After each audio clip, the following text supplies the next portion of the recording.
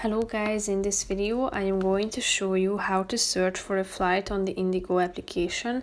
But first I just want to mention, don't forget to subscribe to my channel because at 10,000 subscribers I am going to show you my whole YouTube revenue statistics and growth strategy, how to make money online. Now let's jump into it. First of all, open the application on your phone. After that, tap on the book button down below and then you should select the type of trip at the top, one-way round trip or multi-city. Then select your departure airport. After that, your destination.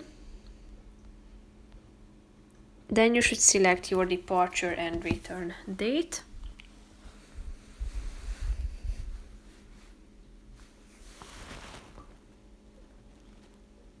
Click on the number of passengers to select the number of passengers, and then you should select whether you want to pay in euro, or you should select your currency here and click on the search flight button down below to